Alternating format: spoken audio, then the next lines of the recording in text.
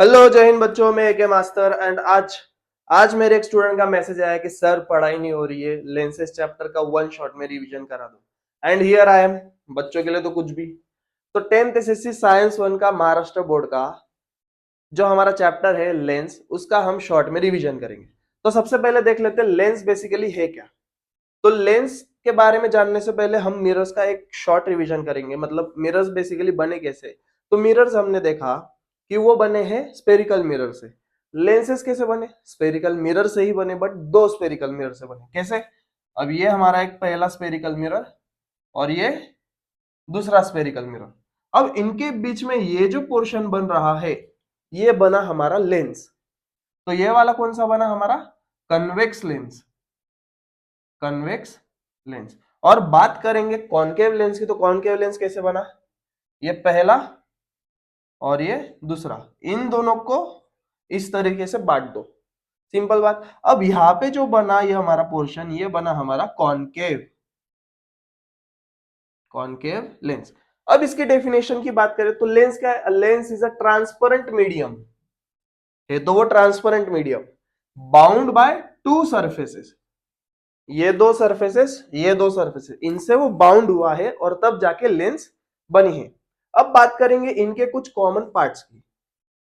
Common parts बहुत easy है, इसमें हमको करना क्या है, जो हमने 9th स्टैंडर्ड में किया वैसा ही सेम है। चलो देखते हैं। अब ये जो सेंटर पॉइंट जो है किसी लेंस का, that centre point is known as optical centre. क्या आएगा वो? Optical centre. इनके बारे में पूछा नहीं जाता बट स्टिल याद रख लो, काम आएगा। अब ये हो गया ऑप्टिकल सेंटर। ऑप्टिकल सेंटर से C1 तक अगर हम आए तो यहाँ पे ये C1 जो दिख रहा है that is centre of curvature, और C2 तक अगर गए तो that is centre of curvature of other sphere या फिर स्पेरिकल मिरर। तो सेकंड वाला C1 and C2 are centre of curvature. Centre of curvature. अब यहाँ पे R1 एंड R2 क्या हो गए? ऑब्वियस बात है, रेडियस ऑफ कर्वेचर होंगे वो। Radius of curvature. Radius of curvature, ये सिंपल हो गया हमारा। जैसे हमने मिरर में देखा था कि वो होता है पोल। मिरर में क्या देखा था? ये वाला पार्ट जो होता है that is known as pole. But अभी कन्वेक्स लेंस के लिए या फिर कॉनकेव लेंस के लिए ये तो दो स्पेरिकल मिरर से बना है, तो उनका ये जो पॉइंट होगा that will be optical centre. Clear है? ये पोल अभी हम यूज नहीं करेंगे। अब यहाँ पे फोकल लेंथ की अगर बात की जाए तो देखो, convex mirror sorry convex lens के लिए ऑप्टिकल सेंटर ये रहा, कॉनकेव लेंस के लिए ऑप्टिकल सेंटर ये रहा। अगर कोई ऑब्जेक्ट इंफिनिटी पे है, अगर कोई ऑब्जेक्ट इंफिनिटी पे है तो वो उसके जो रेज आएंगे वो पैरेलल आएंगे। अब पैरेलल आने के बाद कन्वेक्स लेंस पे जब वो इंसिडेंट होंगे तब क्या होगा? देखो, इंसिडेंट होने के बाद ये सारे के सारे कन्वर्ज हो जाएंगे ये वाले पॉइंट पे। क्लियर है? अब ये वाला पॉइंट जो बना, देखो ऑप्टिकल सेंटर से राइट हैंड साइड पे है, तो ऑप्टिकल सेंटर से यहां तक के डिस्टेंस को हम बोलेंगे फोकल लेंथ। और ये जो पॉइंट बन रहा है, ये जो पॉइंट बन रहा है ये हमारा प्रिंसिपल फोकस बन रहा है। यही सेम चीज अगर हमने कॉनकेव के साथ की तो कॉनकेव के साथ क्या होगा कि ये डाइवर्ज होंगे। अब यहाँ पे ये दो रिफ्रैक्टेड रेस कभी एक दूसरे को मिलेंगे नहीं, तो होगा क्या? इनको हमें पीछे वर्चुअली मिलाना पड़ेगा और ये वाला पॉइंट जो बनेगा ये फोकस बनेगा। अब इसमें ये वाला पॉइंट रियल फोकस बोला जाएगा। क्यों रियल फोकस बोला जाएगा? क्योंकि यहाँ पे हो क्या रहा है कि ये जो दो रिफ्रैक्टेड रेज है ये ओरिजिनली मीट कर रहे हैं, बट यहाँ पे हम इन दो रिफ्रैक्टेड रेज को वर्चुअली मीट करा रहे हैं। We are making them appear to meet behind the lens. That is why ये वाला जो फोकस बनेगा ये वर्चुअल फोकस बनेगा। Virtual focus. अब यहाँ पे देखो, ऑप्टिकल सेंटर से राइट हैंड साइड पे फोकस बन रहा है। ऑप्टिकल सेंटर से फोकस तक के डिस्टेंस को हम फोकल लेंथ बोलते हैं। सेम वही चीज यहाँ पे, बट यहाँ पे ऑप्टिकल सेंटर से लेफ्ट हैंड साइड पे बन रहा है। एकदम सिंपल बात। तो फोकल लेंथ कॉन्वेक्स लेंस के लिए बनेगी पॉजिटिव एंड कॉनकेव लेंस के लिए बनेगी नेगेटिव। इतना याद रखो, ये हो गए हमारे सारे कॉमन पार्ट। अब इसके बाद बात करेंगे रे डायग्राम्स की और उनके रूल्स की। रूल्स फॉर मेकिंग रे diagrams for convex lens, 3 he rule है, बहुत इजी रूल है। एंड इन्हीं रूल्स का इस्तेमाल करके हम 6 रे डायग्राम्स बनाने वाले, एकदम इजी वे में तुमको समझाऊंगा, ट्रिक भी दूंगा।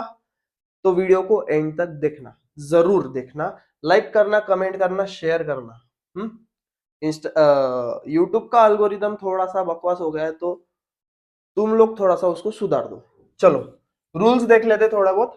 अब पहला रूल क्या है कन्वेक्स लेंस के लिए, अगर इंसिडेंट रे पैरेलल है प्रिंसिपल एक्सिस के साथ, ये वाली जो एक्सिस होती है जो centre of curvature, optical centre and focus में से पास होती है, उसको हम प्रिंसिपल एक्सिस बोलते हैं। अगर कोई इंसिडेंट रे प्रिंसिपल एक्सिस के साथ पैरेलल है तो रिफ्रैक्शन के बाद वो फोकस में से जाएगी। If the incident ray is parallel to principal axis, after refraction it passes through the principal focus. ये पहला rule, incident ray parallel, after refraction focus में से गई, सिंपल। दूसरा रूल क्या है, दूसरा रूल एग्जैक्ट अपोजिट है पहले का। अगर मैंने कोई ऑब्जेक्ट में से इंसिडेंट रे फोकस की तरफ इंसिडेंट की, ये देखो फोकस की तरफ जा रही है, उसका ओरिजिनल पाथ ये है, बट कन्वेक्स लेंस के एक सरफेस से वो रिफ्रैक्ट हो जाएगी, और जो रिफ्रैक्टेड रे है वो पैरेलल हो जाएगी किसके साथ, प्रिंसिपल एक्सिस के साथ, एग्जैक्टली पहले का उल्टा। क्लियर है यहाँ पे। और थर्ड रूल जो है वो सबसे सिंपल है, अगर इंसिडेंट रे को मैंने ऑप्टिकल सेंटर से पास कराया तो वो सीधा निकल जाएंगे, इट पासेस अनडेविएटेड। ये हो गए हमारे 3 रूल, और इन्हीं 3 रूल्स पे हमको देखनी है 6 रे डायग्राम। चलो शुरू कर देते हैं। रे डायग्राम्स फॉर कन्वेक्स लेंस, पहला ऑब्जेक्ट की पोजीशन कहाँ पे है, इंफिनिटी पे है। इंफिनिटी मतलब क्या, ये वाला इंफिनिटी नहीं, इंफिनिटी मतलब बेसिकली वेरी लार्ज डिस्टेंस, जो इट्स डिफिकल्ट टू कैलकुलेट। तो बेसिकली वेरी लार्ज डिस्टेंस पे हमारा ऑब्जेक्ट रखा है, मतलब वो आएगा प्रिंसिपल एक्सिस के एग्जैक्ट पीछे। अब ऐसे टाइम पे हम क्या करेंगे, पहला रूल अप्लाई कर देंगे हमेशा। ये पहला रूल अप्लाई किया जिसमें इंसिडेंट रे पैरेलल है किसके साथ, प्रिंसिपल एक्सिस के साथ, ये दोनों इंसिडेंट रे। पहला रूल वो जाएगा फोकस में से, कब, आफ्टर रिफ्रैक्शन, आफ्टर रिफ्रैक्शन वो जाएगा फोकस में से। अब यहाँ पे थोड़ा सा फ्री हैंड ड्रॉ कर रहा हूं, तो उतना थोड़ा सा ध्यान दे देना। अब यहाँ पे ये जो दो रिफ्रैक्टेड रेज है ये कहा इंटरसेक्ट हुए, ओरिजिनली कहा इंटरसेक्ट हुए, ये फोकस पॉइंट पे इंटरसेक्ट हुए। ओरिजिनली अगर वो इंटरसेक्ट हो रहे हैं तो यहाँ पे जो इमेज बनती है उस इमेज का नेचर होता है रियल एंड इन्वर्टेड। अब इन दोनों ने इंटरसेक्शन पॉइंट कहां पे दिया, फोकस पे, तो इमेज कहां बनेगी, फोकस पे। तो इमेज की पोजीशन कहां बनेगी, एट फोकस। अब फोकस पे ये इमेज की साइज कैसी बन रही है, अब देखो पॉइंट इमेज बन रही है, तो लिख दो पॉइंट इमेज, पॉइंट इमेज। तो ये हो गए हमारी पहली रे डायग्राम। इसमें तुमको उसकी पोजीशन लिखनी है, उसका नेचर लिखना है एंड उसकी साइज लिखनी है। ये 3 पॉइंट कंपलसरी आने चाहिए। क्लियर है। अब दूसरी जो इमेज है, या सॉरी दूसरा जो ऑब्जेक्ट है उसकी पोजीशन चेंज होगी, तो उसके हिसाब से हम देखते हैं। अब ऑब्जेक्ट की पोजीशन कहां पे है, beyond to F1। Beyond to F1 मतलब क्या, ये जो F1 है फोकस, या फिर इसको बोलेंगे हम सेंटर ऑफ कर्वेचर, इसके बियॉन्ड, बियॉन्ड मतलब पीछे, तो ऑब्जेक्ट हमारा यहाँ पे कहां पे तो भी है। अब फिर से, अब एक चीज हमेशा याद रख लो, जो रूल्स है वो तुमको तो याद करने पड़ेंगे, बट हमेशा पहला रूल अप्लाई होना कंपलसरी है। तो सबसे पहले हम पहला रूल अप्लाई कर देंगे, that is incident ray parallel है प्रिंसिपल एक्सिस के साथ, तो रिफ्रैक्शन के बाद वो जाएगी फोकस में से, एकदम सिंपल बात। अब इसके अंदर तुम सेकंड रूल भी अप्लाई कर सकते हैं या थर्ड रूल भी अप्लाई कर सकते हैं, तो हम थर्ड रूल के साथ जाएंगे विच इज सिंपलर। तो थर्ड रूल क्या बोलता, इंसिडेंट रे अगर ऑप्टिकल सेंटर से पास हो रही है, क्लियर है, ऑप्टिकल सेंटर से अगर वो पास हो रही है तो इट पासेस अनडेविएटेड, वो सीधी निकल जाएगी। अब ये दोनों रिफ्रैक्टेड रेस कहां इंटरसेक्ट कर रहे हैं, F2 और 2F2 के बीच में, तो इमेज जो बनेगी वो ये वाले पॉइंट पे ऐसी बनेगी, एकदम सिंपल बात। अब देखो ऑब्जेक्ट की साइज देखो, इमेज की साइज देखो, ऑब्जेक्ट की पोजीशन कहां पे, बियॉन्ड टू F1, इमेज की पोजीशन कहां पे, बिटवीन F2 एंड 2F2। तो हमको पोजीशन में क्या लिखना पड़ेगा, बिटवीन F2 एंड 2f2।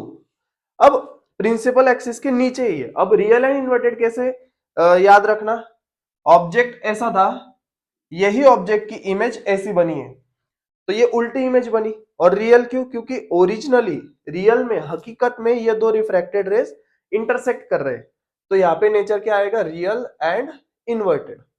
एकदम सिंपल बात। अब बात करेंगे इसकी साइज की। ऑब्जेक्ट की साइज देखो, इमेज की साइज देखो। इमेज की साइज छोटी है एज कंपेयर टू ऑब्जेक्ट, तो आएगा डिमिनिश्ड, डिमिनिश्ड या फिर स्मॉल,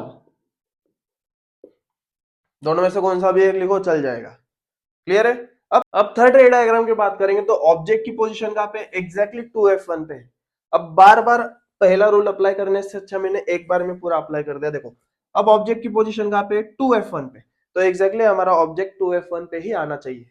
अब ऑब्जेक्ट में से पहला इंसिडेंट रे आया, पहला रूल अप्लाई कर दो, incident ray parallel to principal axis, refraction के बाद हो जाएगा फोकस में से।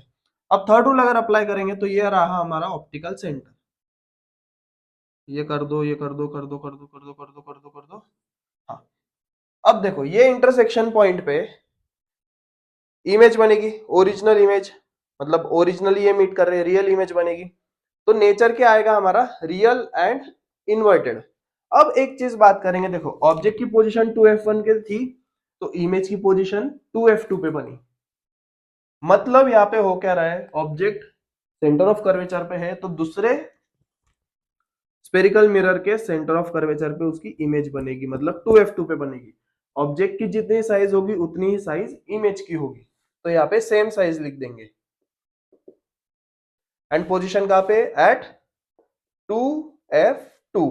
क्लियर है बात इतनी? अब हमारा जो फोर्थ पोजीशन है उसके बारे में बात करेंगे। अब ऑब्जेक्ट की पोजीशन कहां पे? 2f1 और f1 के बीच में, 2f1 और f1 के बीच में है। पहला rule, incident ray parallel to principal axis, refraction के बाद वो फोकस f2 में से जाएगी, सिंपल वन। अब सेकंड रूल अप्लाई करेंगे, second actually third rule apply करेंगे, जो कि है ऑप्टिकल सेंटर वाला। ये पास हो गई। अब देखो ऑप्टिकल सेंटर में से निकली तो इट पासेस अनडेविएटेड। अब यहां देख लो एक बात कि ये इंटरसेक्शन पॉइंट इनका बन रहा है, कहां बन रहा है? बियॉन्ड 2f1 पे। ओरिजिनली मीट कर रहे हैं, जी कर रहे हैं, तो अब यहाँ पे नेचर क्या आएगा? Real and inverted. पोजीशन कहां पे? Beyond 2f2, beyond 2f2। Object कहां पे? 2f1 और f1 के बीच में, इमेज कहां पे? 2f2 के पीछे। क्लियर है? अब यहाँ पे साइज की बात करेंगे तो ऑब्जेक्ट के कंपैरिजन में इमेज की साइज बहुत ज्यादा है, तो यहाँ पे लिखेंगे एनलार्ज, ENLARGED, लार्जेड, एनलार्ज्ड, या फिर मैग्नीफाइड भी लिख सकते हैं। मैग्नीफाइड मतलब बड़ी होना। क्लियर है? पर मोस्टली एनलार्ज ही लिखो। अब फिफ्थ पोजीशन जो कि है हमारा f1, object is at f1। चलो object is at f1, f1 is nothing but focus, तो ऑब्जेक्ट हमारा कहां पे है? फोकस पॉइंट पे है, रख दिया। अब यहाँ पे पहला रूल अप्लाई करेंगे, दैट इज, सबको पता है, कमेंट कर दो। ये बन गया हमारा पहला रूल। अब थर्ड रूल, थर्ड रूल क्या है? सबको पता है, कर दो कमेंट। अब यह देखो, ये दोनों रिफ्रैक्टेड रेज एक दूसरे के साथ पैरेलल है, and we know one thing, parallel line never intersect each other. But इसके पीछे एक इलस्ट्रेशन है। अभी यहाँ पे तुम लोगों को पता चलेगा कि यहाँ पे जो इमेज है वो कहां बन रही है? At infinity. पोजीशन कहां पे है? At infinity. अब मुझे बताओ कि सर पैरेलल लाइंस अगर इंटरसेक्ट ही नहीं होंगे तो इमेज कैसे बनेगी? इलस्ट्रेशन ऐसा है, ये देखो, तुम लोगों ने टनल देखा होगा, सबसे बढ़िया। टनल का ये एक एंड पॉइंट होता है और ये स्टार्टिंग वाला पॉइंट होता है, और टनल के अंदर अगर रेलवे ट्रैक्स हो तो इस वे में तुमको दिखेंगे वो। अगर तुम लोग टनल के ये साइड से अगर देख रहे हो तो, मतलब पीछे नहीं, वो साइड देख रहे हो तो तुमको रेलवे ट्रैक्स भी तो पैरेलल ही होते हैं, but at the very large distance, बहुत लार्ज डिस्टेंस पे तुमको ये दोनों इंटरसेक्ट करते दिखेंगे। वही सेम सीन है यहाँ पे, तो लॉजिक लगा लो, सिंपल है। पोजीशन क्या आएगी? इंफिनिटी पे। नेचर की बात करेंगे तो ऑब्वियस बात है, इंटरसेक्ट तो हो रहे इलस्ट्रेशन के हिसाब से, वो आएगा real and inverted. And size की बात करेंगे तो highly magnified, highly magnified. Clear? चलो, अब आखिरी जो रे डायग्राम है वो सिक्स्थ पोजीशन के लिए, वो कौन सी पोजीशन है वो देख लेंगे। अब देखो, ऑब्जेक्ट की पोजीशन कहां पे? बिटवीन, बिटवीन किसके? F1 and optical centre. ये F1 एंड ऑप्टिकल सेंटर के बीच में ऑब्जेक्ट है, तो हमको करना क्या है? यहां बीच में ऑब्जेक्ट रख दिया, रख दिया। पहला रूल अप्लाई किया, कर दिया। पहला रूल क्या है? प्रिंसिपल एक्सिस पैरेलल कौन है? Incident ray. Incident ray focus में से जाएगा रिफ्रैक्शन के बाद। थर्ड रूल अप्लाई करेंगे। थर्ड रूल क्या है? ऑप्टिकल सेंटर में से जाएगा। अब देखो, यहाँ पे डिस्टेंस कम है इन दोनों में, बट धीरे धीरे धीरे धीरे धीरे अगर एक्सटेंड करेंगे तो डिस्टेंस बढ़ते जाएगा। मतलब ये इंफिनिटी पे भी नहीं मिलेंगे, तो मिलेंगे कहाँ पे? देखो, इनको हम पीछे के साइड मिलाएंगे। देखो, ये लोग भी मिल गए बट तुम लोग नहीं मिले। जिनको मिलना होता है वो मिल जाते हैं। तो इनका इंटरसेक्शन पॉइंट ये रहा, तो यहां से हम बना देंगे इमेज। अब देखो, ओरिजिनली तो ये मीट नहीं कर रहे, तो हमने इनको वर्चुअल वर्ल्ड में मिला दिया। We made them appear to meet. वो कहां मीट कर रहे? बिहाइंड द लेंस, लेंस के पीछे वाले साइड मीट कर रहे वो। तो ऐसे टाइम पे जो इमेज बनेगी उसका नेचर क्या होगा? उसका नेचर होगा virtual and direct, virtual and erect. तो ये वाली कंडीशन में वर्चुअल एंड इरेक्ट इमेज बनती है, नहीं तो rest other times real and inverted बनेगी। साइज क्या होगी? अब देखो, ऑब्जेक्ट की साइज देखो, इमेज की साइज देखो, मैग्नीफाइड। क्लियर है? अब पोजीशन की बात करेंगे, बिहाइंड द लेंस। अभी बिहाइंड द लेंस मतलब तुम लोगों को यहाँ पे 2F1 और F1 के बीच में नहीं लिखना है। अब हर किसी की पोजीशन जो रहेगी इमेज की, वर्चुअल इमेज की, वो अलग अलग होगी। That is why we write behind the lens. ऐसा फिक्स नहीं होगा कि ये एग्जैक्ट पॉइंट पे आएगी, बिहाइंड द लेंस। अब यहाँ पे हमने कन्वेक्स लेंस के लिए 6 रे डायग्राम्स कंप्लीट कर लिए, बट बात करेंगे कॉनकेव लेंस की। कॉनकेव लेंस के लिए 2 ही रे डायग्राम है, तो वो जल्दी से क्विकली कर लेंगे। चलो चलो, कॉनकेव लेंस के लिए रे डायग्राम कैसी बनेगी? अब रूल्स जो है वो थोड़े अलग है, तो रे डायग्राम एक्सप्लेन करते करते ही बता देता कि रूल्स क्या हो गए। अब पहला ऑब्जेक्ट हमारा कहाँ पे है? इंफिनिटी पे। कॉनकेव लेंस के लिए सिर्फ 2 रे डायग्राम्स है, तो जरा ध्यान से ध्यान देना। ऑब्जेक्ट इज एट इंफिनिटी, अगर इंफिनिटी पे रहा तो प्रिंसिपल एक्सिस के पीछे बना देना, चिपक के मत बना, थोड़ा सा गैप रखना। पहला rule, incident ray is parallel to principal axis. अब इनको थोड़ा सा अंदर तक ले लेंगे। अब यहां से क्या हो जाएंगे? वो डाइवर्ज हो जाएंगे। यहां से क्या हो जाएंगे? वो डाइवर्ज हो जाएंगे। अब सिंपल बात करेंगे, ये डाइवर्ज हो गए तो ये एक दूसरे के साथ कभी मिलने नहीं वाले, तो हम इनको पीछे मिला देंगे। मिल गए पीछे ये। अब ये ओरिजिनली तो मीट नहीं कर रहे, वर्चुअली मीट कर रहे हैं, तो ये हमारा बना वर्चुअल फोकस। इतना तो हमने देखा है। इमेज क्या बन रही है? फोकस पे बन रही है, तो पोजीशन क्या रहेगी? At focus, at focus. Nature क्या रहेगा? Virtual and erect. साइज क्या रहेगी? Point size. अब पहला रूल क्या है इसमें? प्रिंसिपल एक्सिस के साथ पैरेलल है इंसिडेंट रे, तो वो रिफ्रैक्ट कर जाएगी, डाइवर्ज कर जाएगी। Concave lens is a diverging lens, convex lens is a converging lens.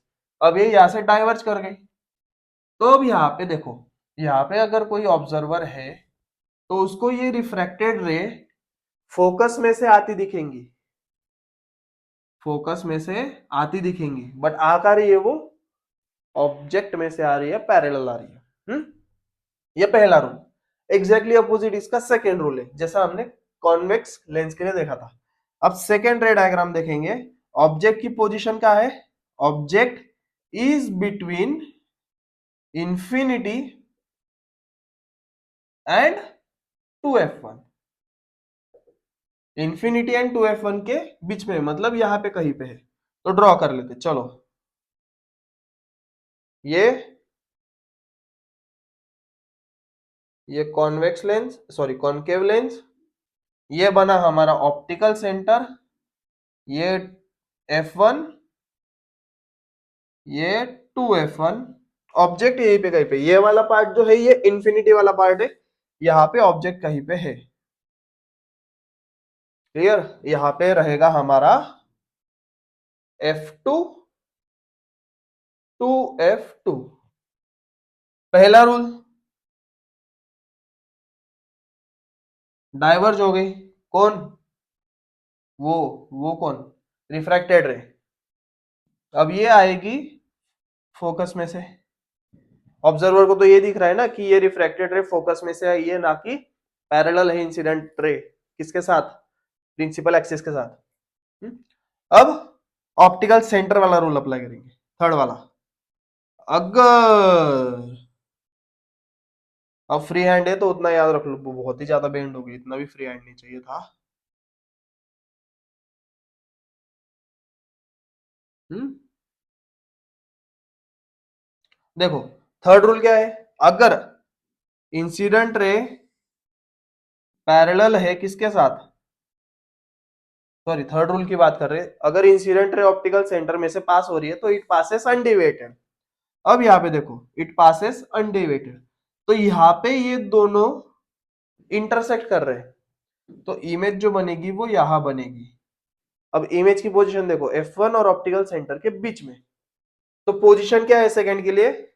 Between F1 and optical centre, virtual and erect, and क्या साइज की बात करेंगे तो साइज क्या है? स्मॉल। तो ये हो गए हमारे रे डायग्राम्स फॉर कनकेव लेंस। अब इसके बारे में बात करेंगे साइन कन्वेंशन की, वो इंपॉर्टेंट है। उसके बाद बात करेंगे न्यूमेरिकल्स की, न्यूमेरिकल्स के बाद ह्यूमन आई, ये सारी चीजें ह्यूमन आई के बाद डिफेक्ट्स, ये सब सीओ के बारे में हम पढ़ेंगे, वो भी वन शॉट में। एंड तक रहना। चलो बात करेंगे साइन कन्वेंशन की। एकदम इजी टॉपिक है, तुम लोगों ने ग्राफ तो पढ़ा ही होगा। वाई एक्सिस होती है, एक्स एक्सिस होती है, ओरिजिन होता है। राइट साइड पे पॉजिटिव, ऊपर भी पॉजिटिव, लेफ्ट साइड पे नेगेटिव, नीचे नेगेटिव, ये सारी चीजें। एक दो तीन चार, चार क्वाड्रेंट। अब थोड़ा सा अलग है इसमें, क्या अलग है? हमारा जो ऑब्जेक्ट रहेगा वो हमेशा लेफ्ट हैंड साइड पे रहेगा, और ऑब्जेक्ट की पोजीशन को हम यू बोलते हैं, विच इज ऑब्जेक्ट डिस्टेंस।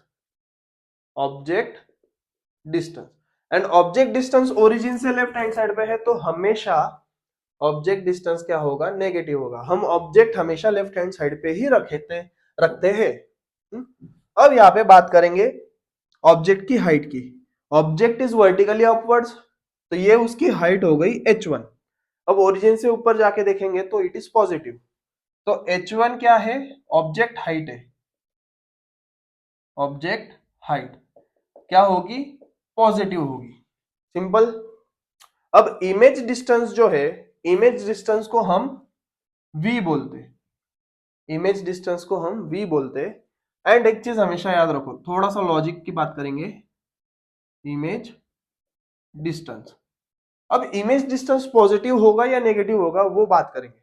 अब पांच कंडीशन ऐसी है, मतलब पांच ऑब्जेक्ट की पोजीशन ऐसी है जिसमें image distance is positive, but एक कंडीशन ऐसी है कि जिसमें इमेज डिस्टेंस नेगेटिव है। तो डिपेंड्स, डिपेंड्स। तो इसके लिए मैंने ये ऐसा लिख के दिया, ऐसा तो है नहीं कुछ। ऑब्जेक्ट सॉरी, इमेज की जो डिस्टेंस होती है उससे ही हम डिसाइड करते हैं कि वो पॉजिटिव है या नेगेटिव है। अब इमेज वर्चुअल एंड डायरेक्ट अगर बन रही है तो इमेज इस तरीके से बनेगी। क्लियर है? और अगर रियल एंड इन्वर्टेड बन रही है तो इमेज कुछ इस तरीके से बनेगी।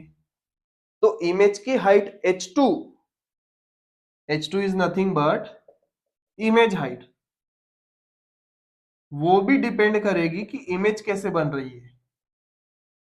तो ये चीजें तुमको याद रखनी पड़ेंगी। मेन चीज क्या याद रखनी है? ऑब्जेक्ट डिस्टेंस u हमेशा नेगेटिव होता है, h1 हमेशा पॉजिटिव होता है। अगर कोई डिस्टेंस हम परपेंडिकुलरली अपवर्ड्स काउंट कर रहे हैं या मेजर कर रहे हैं, वो हमेशा होगा पॉजिटिव। डाउनवर्ड्स काउंट कर रहे हैं तो वो हमेशा होगा negative. Left hand side count कर रहे हैं तो वो होगा negative, right hand side count कर रहे हैं तो वो होगा पॉजिटिव। हर एक डिस्टेंस ओरिजिन से ही कैलकुलेट होगा। अब अगर फोकल लेंथ की बात करें तो कन्वेक्स लेंस के लिए फोकल लेंथ कहाँ होगी? ऑप्टिकल सेंटर से राइट हैंड साइड पे, तो focal length for convex convex के लिए वो होगी positive, and focal length for concave वो होगी नेगेटिव। तो ये हो गया हमारा साइन कन्वेंशन। इसके बाद बात करेंगे लेंस फॉर्मूला एंड मैग्निफिकेशन की। एंड मैग्निफिकेशन की बात करेंगे, बहुत इजी है। लेंस फॉर्मूला में हमको क्या देखना है, U V and F. U V F, U is nothing but object distance, image लिख रहा था, object distance, v is your image distance and f is your focal length। और फोकल लेंथ के साथ ही तुम लोगों ने लाइक कर देना, शेयर कर देना, कमेंट कर देना, इतना तो कर ही सकते तुम लोग।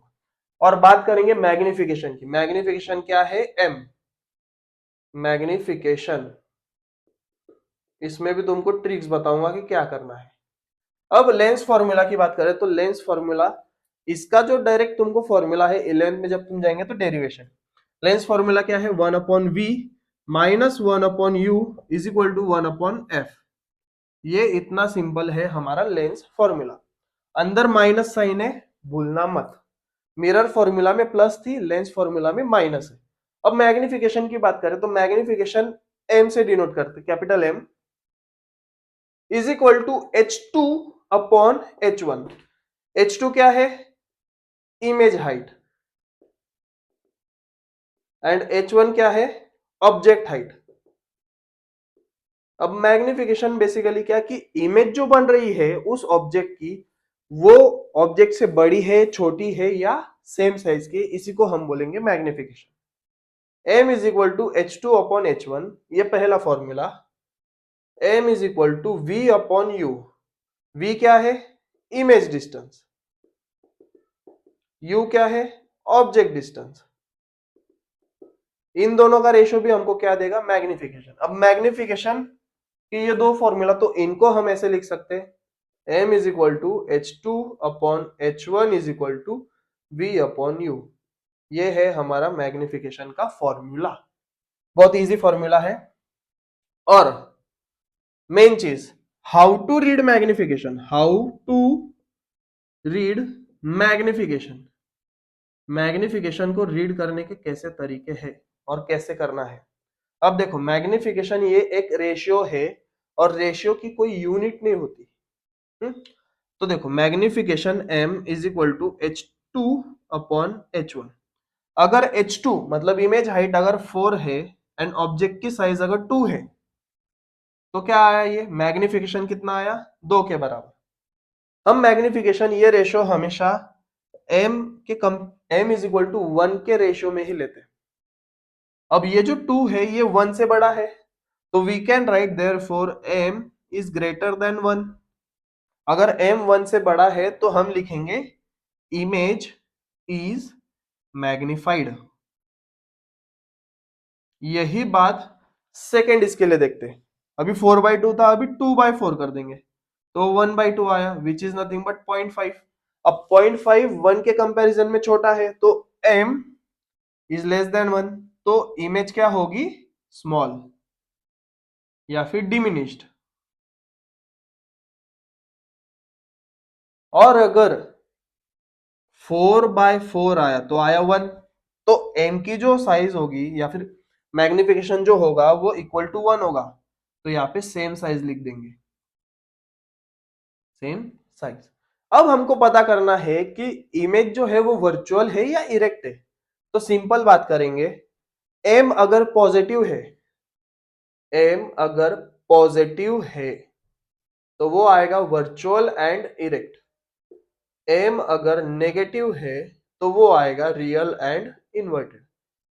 ये शस्त्र है बेटा तुम्हारा, ये शस्त्र उठा लो अभी, ये शस्त्र है पूरा।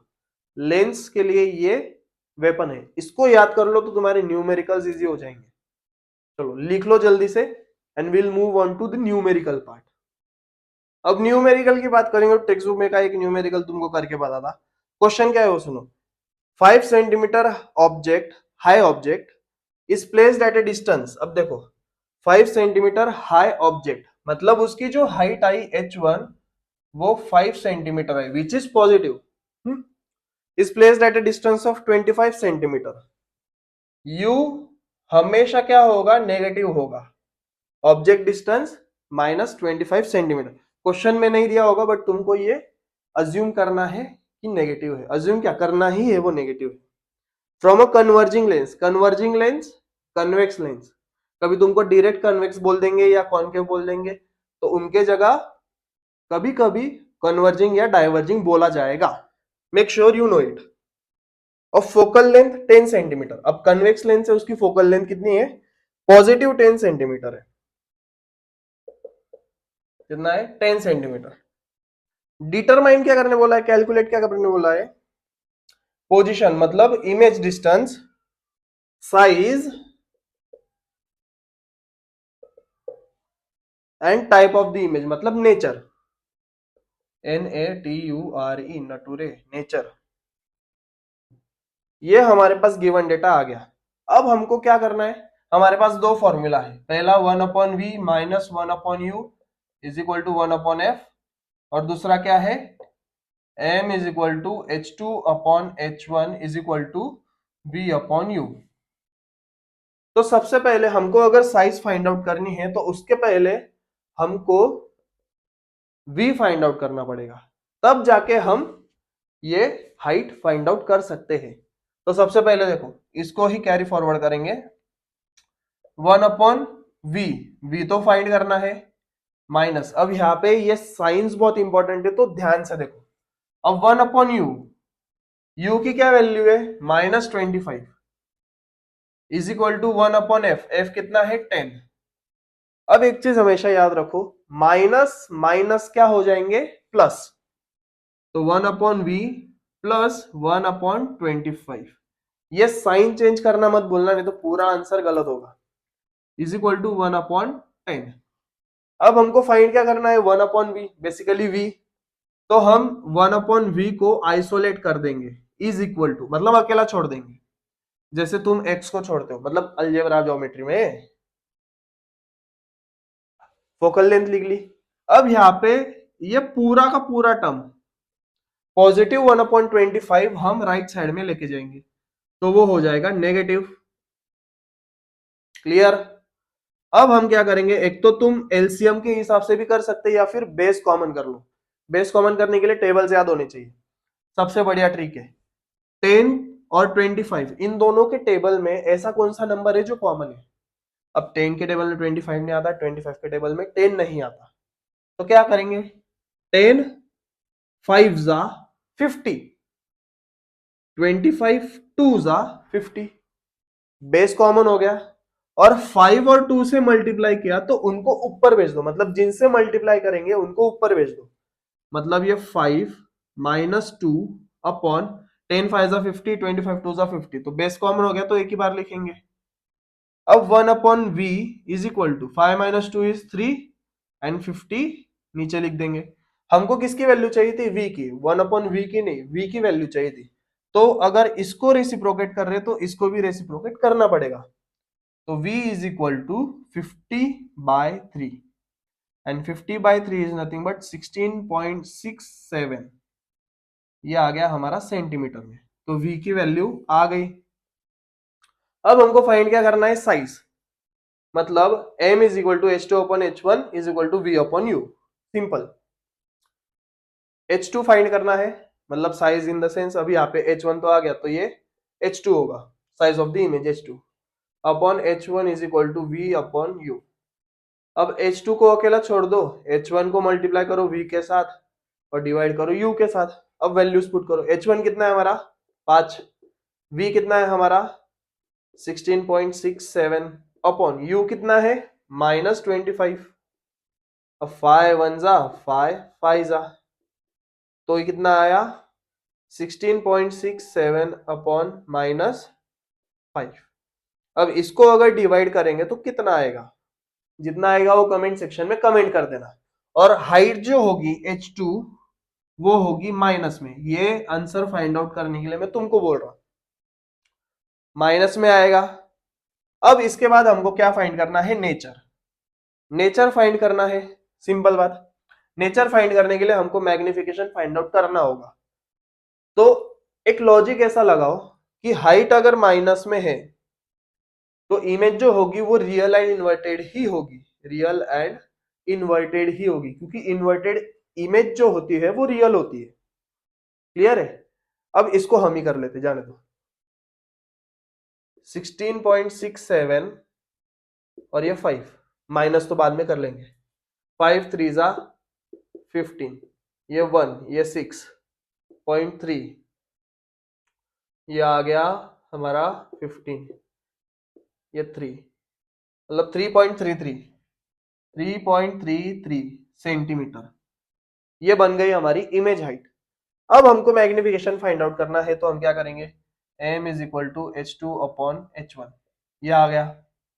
अब माइनस h2 कितना है, -3.33/h1 कितना है, 5, कर दो डिवाइड, जो भी मैग्निफिकेशन आएगा उस पर से हम नेचर फाइंड आउट कर सकते हैं। मैग्निफिकेशन फाइंड आउट करने नहीं बोला है, बट स्टिल। अब नेचर क्या है हमारा, रियल एंड इन्वर्टेड, जो h माइनस में है तो आएगा इजी। चलो, क्लियर है? अब इसके बाद हम जो देखेंगे, अब ये एग्जांपल क्लियर है, इसी एग्जांपल के टाइप में आएगा, सिर्फ वैल्यूज चेंज हो गए एंड कन्वेक्स के जगह कभी कन्वर्जिंग आ जाएगा, कॉनकेव के जगह डाइवर्जिंग आ जाएगा। तो इतना याद रखो। बाकी सिर्फ नंबर्स चेंज हो गए, कभी तुमको u पूछेंगे, कभी v पूछेंगे, कभी f पूछेंगे, तो उतना कर लेना। और अगर नहीं समझ रहा है तो बिंदास मुझे मैसेज कर देना या फिर कमेंट सेक्शन में कमेंट कर देना। अभी आगे बढ़ेंगे हम ह्यूमन आई पे, क्योंकि human eye is one of the important topic. चलो, now let's talk about human eye. Human eye बहुत इंपॉर्टेंट कंसेप्ट है 10th के लिए, फिर बाद में जाएंगे 11th, फिर 12th आता है। 10th में one of the most important question है ह्यूमन आई, और इसके ऊपर बाद में बहुत सारे कंसेप्ट भी है, जैसे डिफेक्ट्स है, पावर ऑफ अकोमोडेशन है, ये सारी चीजें हैं।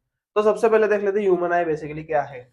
अब ह्यूमन आई में सबसे पहला पार्ट जो है वो कॉर्निया है। कॉर्निया बेसिकली क्या है, थीन मेम्ब्रेन, ये जो बाहर के साइड बल्ज आउट हुआ हुआ पार्ट जो होता है, that is nothing but cornea. क्या है वो, थीन मेम्ब्रेन है, और जो लाइट आएगी वो सबसे ज्यादा रिफ्रैक्शन कॉर्निया में से करेगी, फिर लेंस पे जाएगी। क्लियर है? कॉर्निया किसको बोलते हैं, thin membrane bulging outwards, maximum refraction होता है कॉर्निया से। उसके बाद आइरिस की बात करेंगे। आइरिस क्या है, कलर देता है आंखों को, किसी की होगी ग्रीन, किसी की ब्लू, किसी की ब्लैक, ब्राउन, हेजल, ये सारे क्या है, कलर है, वो कौन देता, आइरिस देता। उसके बाद बात करेंगे प्यूपिल की। प्यूपिल क्या है, चेंजिंग डायमीटर। तुम लोगों ने ऐसी आंख देखी होगी, ये आंख में एक छोटा सा गोल जो होता है दैट इज प्यूपिल। अब प्यूपिल क्या करेगा, चेंजिंग डायमीटर। क्यों? क्योंकि अगर तुम दिन के उजाले में गए तो इसका डायमीटर छोटा हो जाएगा, मतलब कॉन्ट्रैक्ट हो जाएगा। क्यों? क्योंकि already maximum amount of light enter कर रही है, जिसकी वजह से हमको क्लियर विजन है। यही अगर तुम रात को गए तो तब क्या होगा कि वो जो प्यूपिल है वो उसका डायमीटर बड़ा करेगा, एक्सपांड करेगा। क्यों? क्योंकि मैक्सिमम अमाउंट ऑफ लाइट जानी चाहिए ताकि उसको क्लियर विजन आए। ये होता है प्यूपिल का काम। क्लियर है? अब आइरिस का फंक्शन क्या है, इम्पार्ट्स कलर टू आई और चेंजिंग डायमीटर। ये मतलब क्या है, प्यूपिल, बट प्यूपिल कहां पे, आइरिस के अंदर ही प्रेजेंट है। तो बेसिकली ये चेंजिंग डायमीटर है। Regulates the amount of light entering the eye. ये कौन देखता है, आइरिस। क्यों? क्योंकि वो प्यूपिल को कंट्रोल करता है। क्लियर बात है? अब इसके बाद बात करेंगे सिलियरी मसल्स की। सिलियरी मसल्स ऐसी मसल्स होती है जो अटैच्ड होती है आई लेंस के साथ। मतलब अगर मुझे कहीं दूर का ऑब्जेक्ट देखना है, if an object standing very far away, और मुझे उसको देखना है, तो उसके अंदर से जो लाइट रेज आएगी वो मेरी आंखों में आएगी। तो तब होगा क्या कि ये सिलियरी मसल्स इस तरीके से स्ट्रेच होगी, ऊपर के साइड इस तरीके से होगी। तो तब होगा क्या कि ये जो आई लेंस है ये हो जाएगी पतली। अगर आई लेंस पतली हो गई तो उसकी फोकल लेंथ इंक्रीज होगी, और यही अगर मैं कुछ कम डिस्टेंस वाले ऑब्जेक्ट को देख रहा हूं तब क्या होगा, तब वो बल्ज आउट होगी। मतलब क्या, यहाँ पे वो कंप्रेस होगी। कंप्रेस होने की वजह से ये जो दो एंड्स है इसके, कन्वेक्स लेंस के ये दब जाएंगे, और दबेंगे तो ये वाले बाहर आ जाएंगे, मतलब वो लेंस मोटी बनेगी। क्लियर है? अब जब ऐसी कंडीशन आएगी तब फोकल लेंथ क्या होगी, डिक्रीज होती है। मतलब बेसिकली सिलियरी मसल्स का काम क्या है, फोकस करना, किस पे, डिस्टेंट ऑब्जेक्ट पे एंड नियर बाय ऑब्जेक्ट पे। और सबसे मेन बात, जो डायमीटर होता है आंख का, diameter of an eye is 2.4 centimetre. ये एमसीक्यू में पूछा जाता है, इसको भी नोट डाउन कर लो। क्लियर बात है? अब उसके बाद बात करेंगे ये लेंस की, ये होती है आई लेंस। कौन सी होती है, double convex crystalline lens. Double convex crystalline, CRYSTALLINE, crystalline, spelling बाद में चेक कर लेना। क्रिस्टलाइन लेंस ये होती है डबल कन्वेक्स लेंस। अब इसके बाद बात करेंगे रेटिना की। रेटिना क्या है, एक स्क्रीन है, ऐसी स्क्रीन जो लाइट सेंसिटिव सेल से बनी है। अब स्क्रीन है तो रेटिना पे बनेगी इमेज, और इमेज कैसी बनती है, रियल एंड इन्वर्टेड। अब रियल एंड इन्वर्टेड इमेज बन रही है, बट स्टिल हमको सब कुछ सीधा दिखता है, हाँ दिखता है। ब्रेन को ये चीज पता है कि इमेज जो है वो रियल एंड इन्वर्टेड बनी है, तो ब्रेन क्या करेगा, वो चीज को सीधी परसीव करेगा। Brain already know stuff. तो जो रियल एंड इन्वर्टेड इमेज है वो ब्रेन सीधा परसीव करेगा। अब यहाँ पे बात करेंगे, यहाँ पे तो बन रहा है फोटो, बट जो फोटो है वो इलेक्ट्रिकल सिग्नल्स में कन्वर्ट हो रहे हैं एंड ऑप्टिक नर्व के थ्रू, ऑप्टिक नर्व के थ्रू ब्रेन के पास पहुंच रहे हैं। बराबर? अब ब्रेन क्या है, ब्रेन एक तरह से सीपीयू पकड़ लो हमारी ह्यूमन बॉडी का, उसको सिर्फ इलेक्ट्रिकल सिग्नल्स की लैंग्वेज आती है। जैसे सीपीयू को बाइनरी लैंग्वेज आती है 1001 वाली, हम कुछ भी टाइप करते हैं इंग्लिश में, उसको इंग्लिश नहीं समझ में आती, वो उसको बाइनरी लैंग्वेज में कन्वर्ट करेगा, हमको आउटपुट देगा मॉनिटर पे एज इंग्लिश लैंग्वेज। यही चीज होती है ब्रेन की। ब्रेन को फोटो नहीं समझेगा, ब्रेन को समझेगा इलेक्ट्रिकल सिग्नल्स। तो इलेक्ट्रिकल सिग्नल्स में कन्वर्ट होके वो ब्रेन के पास जाएगा, ब्रेन उसको परस्यू करेगा एंड देन हमको चीजें दिखती है। क्लियर है इतनी बात? हाँ। अब बात करेंगे फिर से रेटिना की। रेटिना क्या है, लाइट सेंसिटिव सेल से बनी। कौन से है वो, रॉड्स एंड कोन्स। अब तुमको 1 मार्क के लिए क्वेश्चन आएगा कि वो what are the functions of rods and cones. अब रॉड्स क्या करेंगे, रॉड्स क्या करेंगे, एडजस्ट करेंगे आंख को, adjust are eyes to different intensities of light, to different intensities of light। मतलब सिंपल बात है कि लाइट कितनी ज्यादा ब्राइट है या कितनी कम ब्राइट है, ये अलग अलग इंटेंसिटीज हो गई। अगर मैं किसी ट्यूबलाइट के सामने खड़ा रहूं तो उसकी ब्राइटनेस अलग है, और अगर मैं सीधा सूरज की रोशनी के इसमें चले जाऊं तो उसकी ब्राइटनेस अलग है। दोनों की इंटेंसिटीज अलग होने के कारण ये जो रॉड सेल्स है ये मेरी आंखों को एडजस्ट करेंगे ब्राइटनेस के हिसाब से। ये फंक्शन होता है रॉड्स का। कोन्स का क्या है, perception of colours, perception of colours. अब तुम लोगों को पता है कि ये कौन सा क्या बोलते कलर है, किस कलर की चड्डी है, सॉरी मतलब समझ लो किस कलर का कुछ है, ये सब चीजें वो कौन डिसाइड करेगा, कोन्स। कोन्स की वजह से हमको परसिप्शन ऑफ कलर्स महसूस होता है, मतलब दिखाई देता है कि हाँ भाई ये कलर की चड्डी है, ये कलर का कुछ भी पहना है, ये है वो है, ये इसको ये कलर बोलते हैं, उसको वो कलर बोलते हैं। This is because of cones. ये चीजें हैं। अब बात करेंगे ब्लाइंड स्पॉट की। ब्लाइंड स्पॉट एक ऐसा स्पॉट है जहां पे इमेज नहीं बनेगी। क्यों नहीं बनेगी, क्योंकि वहां पे नो लाइट सेंसिटिव सेल्स है, मतलब वहां पे रोड्स एंड कोन्स प्रेजेंट नहीं है, तो वहां पे इमेज नहीं बनेगी। क्लियर है इतना? तो ये हो गया हमारा पूरा ह्यूमन आई, और इसके ऊपर आएगा तुम्हारा क्वेश्चन। चलो बच्चों अब बात करेंगे मायोपिया, जो है हमारा आई डिफेक्ट है। अब बेसिकली मायोपिया मतलब क्या होता है, मायोपिया मतलब नियर साइटेडनेस। नियर मतलब क्या, एकदम नजदीक, पास का दिखना। नियर मतलब पास, साइटेडनेस मतलब दिखना। तो मायोपिया एक ऐसा डिफेक्ट है जिसमें हमको पास का दिखता है बट दूर का नहीं दिखता। अब बात करेंगे हमारे नॉर्मल आई की। नॉर्मल आई में जो इमेज बनेगी वो एग्जैक्ट रेटिना पे बनेगी, ये हमने ह्यूमन आई में देखा। जो कि रेटिना क्या होती है, एक स्क्रीन होती है जिसपे इमेज बनती है। नॉर्मल आई के लिए इमेज रेटिना पे बनेगी, ये हमको पता है। हाँ, और एक चीज हमेशा याद रखो, near point of normal I is 25 centimetre and far point क्या होगा, वो हमेशा होगा इंफिनिटी, मतलब वेरी लार्ज डिस्टेंस। ये हमेशा याद रखना। हम्म? चश्मा क्यों लगता है, ये दो पॉइंट बदलने की वजह से लगता है। अब देखो डिफेक्टेड विजन में क्या होगा, डिफेक्टेड विजन किसका, मायोपिया का। इलोंगेशन ऑफ आईबॉल, मायोपिया किस वजह से होता है, इलोंगेशन इलोंगेशन ऑफ आईबॉल। मतलब हमारी जो आंख होती है वो पीछे के साइड से बढ़ जाती है, इंक्रीज हो जाती है। ऐसा क्यों होता है, क्योंकि ये इतने पार्ट में ना एक लिक्विड प्रेजेंट होता है, that is vitreous humour. Vitreous humour. अब इसका अगर प्रेशर बढ़ गया तो ऑब्वियस बात है कि थोड़ा बहुत इलोंगेशन होगा। वो आगे भी प्रेजेंट होता है, उसको हम बोलते हैं aqueous humour. AQUOUS, aqueous spelling देख लेना, ह्यूमर HUMOUR, ह्यूमर। ये दो टाइप के लिक्विड्स प्रेजेंट होते हैं हमारी आंखों में।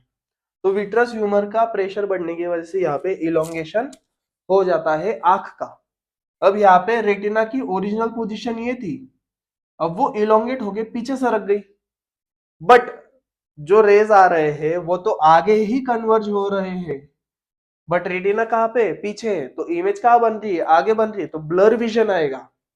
तो ये होता है डिफेक्टेड विजन। अब हमको इसी विजन को करेक्ट करना है।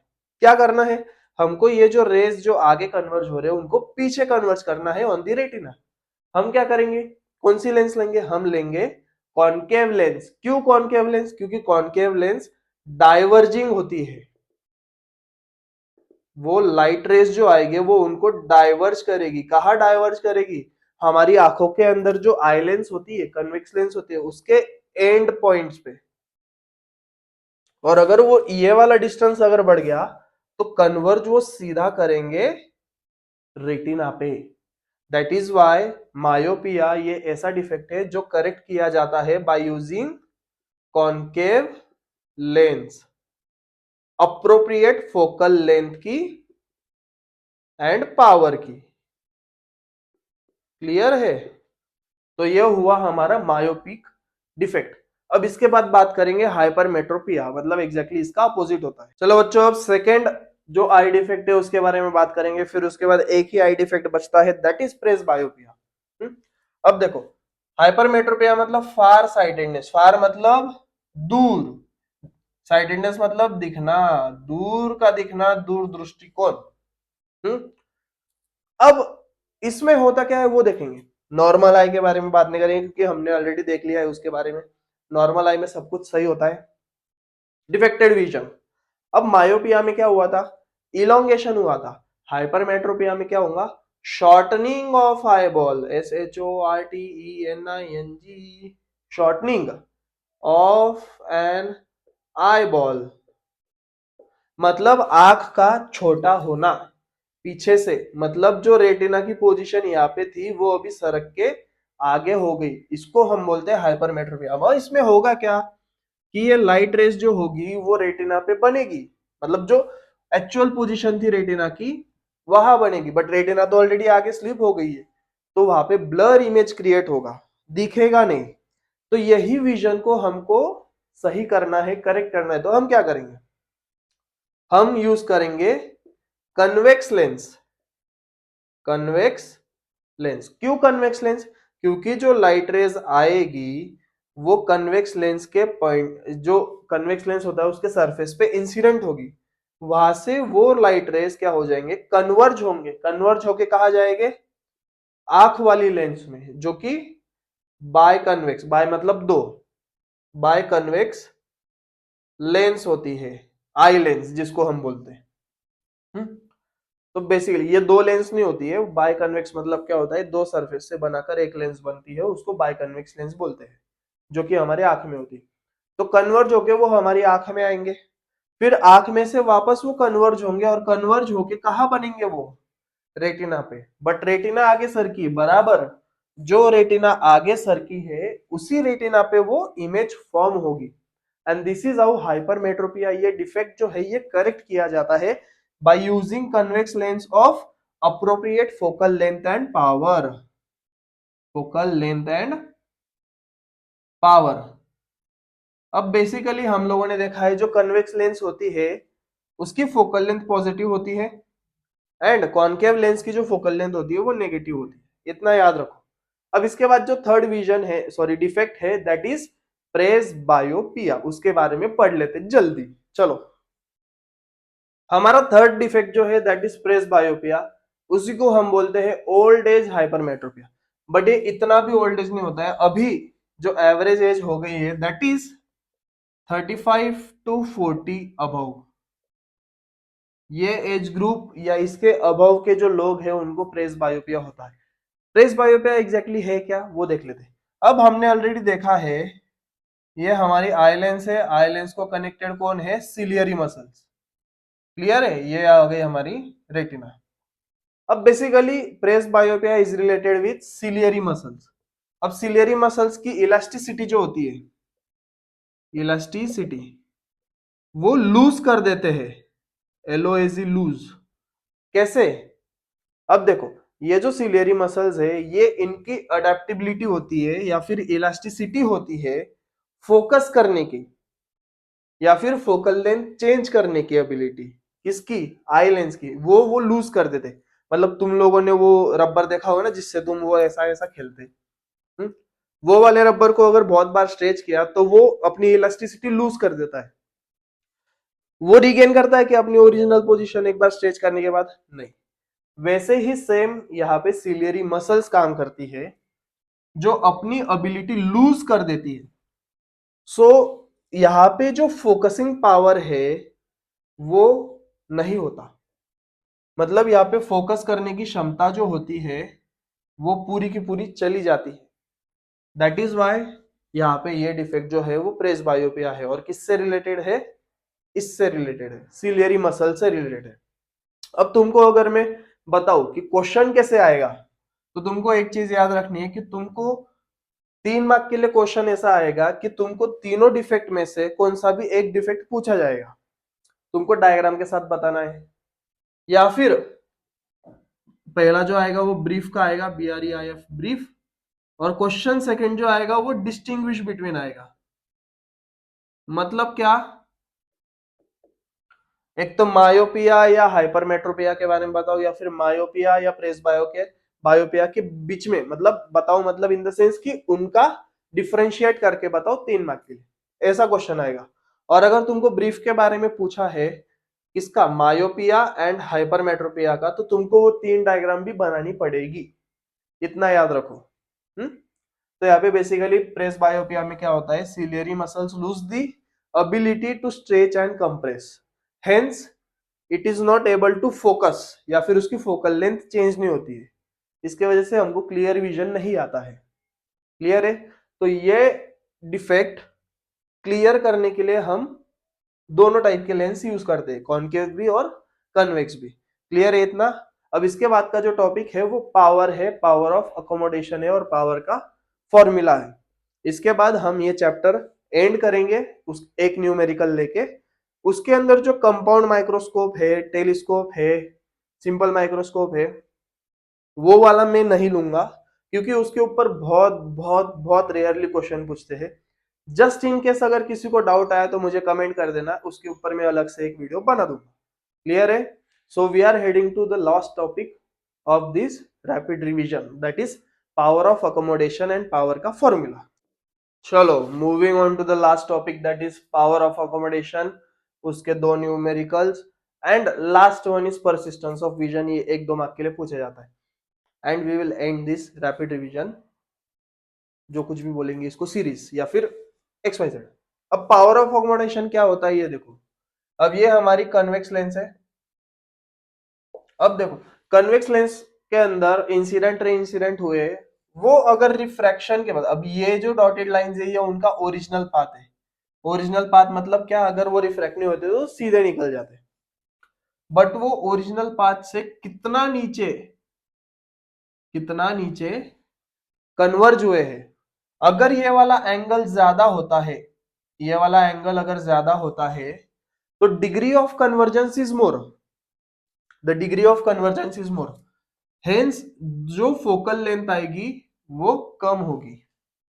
और एग्जैक्टली उसका अपोजिट यहाँ पे, अगर degree of convergence is less, मतलब अगर ये एंगल कम बन रहा है तो जो फोकल लेंथ बनेगी वो ज्यादा बनेगी। मतलब इस पर से क्या फॉर्मूला बनता है, जो पावर है वो फोकल लेंथ के साथ इनवर्स प्रोपोर्शनलिटी में है, और ये जो फोकल लेंथ होगी ये फोकल लेंथ हमेशा मीटर्स में होगी। यहाँ पे पावर की एसआई यूनिट क्या होती है, डायोप्टर, उसको हम कैपिटल डी से भी रिप्रेजेंट करते हैं। फोकल लेंथ एंड पावर ये दोनों इनवर्स प्रोपोर्शनलिटी में रिलेशन में है। मतलब क्या, अगर फोकल लेंथ इंक्रीज हुई, मतलब नीचे वाला पार्ट, तो पावर, पावर क्या है, डिग्री ऑफ कन्वर्जेंस, वो कम हो जाएगा, यहाँ पे एंगल कम है।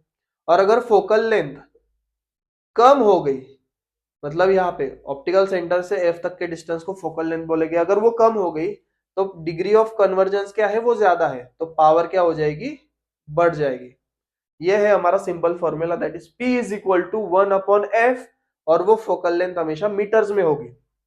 अब एग्जांपल्स की बात करें तो जो पावर दी है वो पॉजिटिव 1.5 डायोप्टर है, हमको फाइंड क्या करना है, फोकल लेंथ। तो फॉर्मूला क्या है, P is equal to 1/f, ये मीटर्स में। तो P कितना है हमारा, 1.5 इज इक्वल टू 1/f। अब f को इसके जगह लाएंगे, इसको f के जगह लाएंगे, तो f इज इक्वल टू 1/1.5। अब मल्टीप्लाई एंड डिवाइड बाय 10 कर दो, तो ये कितना हुआ, 10/15। अब 10/15 कैन बी डिविजिबल बाय 5, जो आएगा 2/3, और 2/3 कितना होता है, 0.67, 0.67। फोकल लेंथ फाइंड करनी है तो ये आएगा मीटर्स में, तो हमारी फोकल लेंथ कितनी आई, 0.67 मीटर्स। अब एक चीज ध्यान रख लो, फोकल लेंथ कम है तो पावर ज्यादा है। अब यहाँ पे फोकल लेंथ ज्यादा है तो पावर क्या होगी, कम होगी। अब यहाँ पे देखो, पावर अगर पॉजिटिव है तो फोकल लेंथ भी पॉजिटिव है, तो यहाँ पे जो लेंस है वो कौन सी है, कन्वेक्स लेंस। क्लियर है। और कन्वेक्स लेंस कहाँ यूज होती है, कौन से डिफेक्ट में यूज होती है, हाइपरमेट्रोपिया, ऐसा भी सवाल आएगा, हाइपरमेट्रोपिया। मतलब ये बंदे को जिसको चश्मा मिला है उसकी पावर 1.5 डायोप्टर है, उसकी फोकल लेंथ फाइंड करी, वो आई 0.67 मीटर्स, तो उसको कौन सा डिफेक्ट है, उसको डिफेक्ट है हाइपरमेट्रोपिया। क्यों, क्योंकि हाइपरमेट्रोपिया करेक्ट करने के लिए हमको लगती है convex lens, and convex lens की फोकल लेंथ जो होती है वो पॉजिटिव होती है। क्लियर। ऐसा ही अगर मायोपिया के लिए आया तो फोकल लेंथ क्या होगी, नेगेटिव होगी। क्यों, क्योंकि कॉन्केव लेंस की फोकल लेंथ नेगेटिव होती है। अब देखो, focal length is -4, find power, P is equal to 1/f in metres. Focal length कितना है, 1/4, कितना, माइनस, बराबर। अब हमको क्या फाइंड करना है, पावर। तो 1/4 इज नथिंग बट, इनको अगर 1/4 कितना आया, 1/4, मतलब 0.25, तो पावर कितना आया, -0.25 डायोप्टर।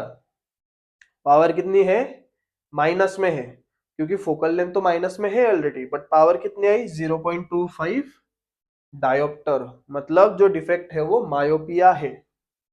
अब लास्ट टॉपिक जो है that is persistence of vision. Persistence मतलब क्या, कंटिन्यूटी। किसकी कंटिन्यूटी, अगर कोई इमेज या फिर तुम्हारे सामने अगर किसी ऑब्जेक्ट को रख दो, उस ऑब्जेक्ट की इमेज तुम्हारी आंखों में बनेगी, और अगर वो ऑब्जेक्ट निकाल दिया, निकालने के बाद 1/16 ऑफ 1 सेकेंड के लिए, 1/16 ऑफ 1 सेकेंड के लिए वो ऑब्जेक्ट का इंप्रेशन तुम्हारी आंखों में होगा, that is continuity, that is persistence of vision.